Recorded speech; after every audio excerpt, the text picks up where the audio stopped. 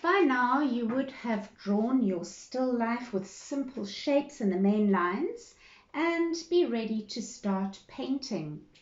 I'm going to suggest that you get a jar of water to dilute your food coloring or your inks or dyes. I'm going to be using the Dala inks as that's what I have available right now. And if you could get a large brush, it doesn't have to be a soft pointy one like this. I'm fortunate enough to have one of these right now, but you can use even the school brushes as long as the starting one is fairly large. We want to avoid learners getting tiny brushes. This one is okay, but you get these tiny brushes and then they start wanting to do little areas of flat color, and we're not looking for perfect small shapes at this stage. So looking once again at Cézanne's artwork as an inspiration, we're looking at these playful colors, these imperfect lines that are added afterwards, and we get this impression of a very alive still life. Okay, when mixing your inks or dyes, I put a couple of drops in an ice tray, and then I find these little droppers very useful. You can usually get them at chemists, and you just pick up some water in the dropper and add it to your inks or dyes until you get the dilution that you want. So have a scrap piece of paper handy, and then you can always take your inks or dyes or food coloring and test them out to make sure that you get the consistency that you want.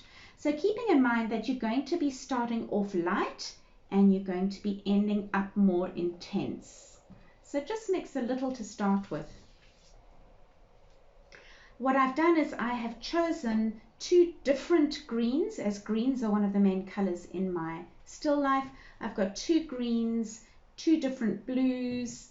I've got one purple for shadows and things in the background, and I've got a yellow and a sepia, which I'm going to be using for the areas of gold.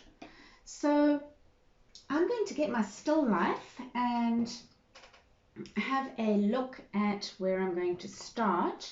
And what I'm going to suggest is that ask the learners to repeat colors in different parts of the artwork.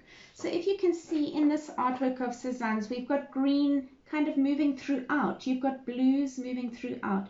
You've got yellows in different places, tiny little bits.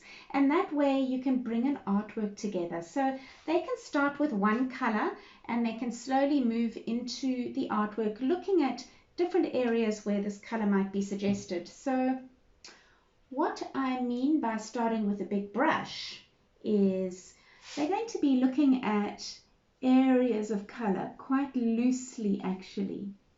And I'm going to be bringing a blue into this as well. And they can even leave with the Cézanne style. Parts of the artwork, parts of the white paper can even show through. If they could start letting go of fear and just playing a little bit with the artwork, having some fun, and yeah, really just letting go, looking at different areas where they can add the green. I actually even made a little mistake here, but remember in art there are no real mistakes, because mistakes can be made into opportunities. So I'm going to bring a little bit of green into my cloth.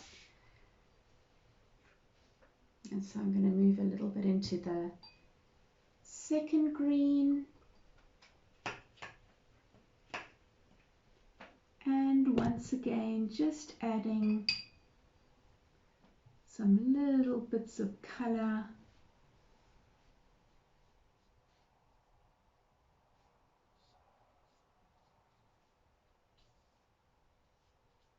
And so I'm really playing quite a bit.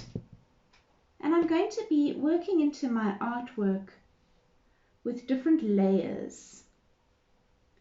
Just adding, and playing in different ways. And keeping in mind that a green is never fully green and a blue is never fully blue. You might want to take the green part of the vase and add just a little bit of blue in certain places, just to keep it alive. And so I'm going to continue working on my artwork, bringing in all these different colors and playing, really having fun.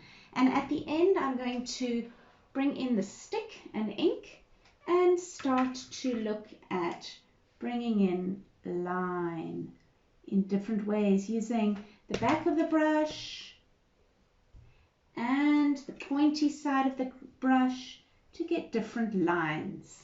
And so we are going to slowly see this artwork emerging. I will be back a bit later once I've had my fun and show you what I've come up with.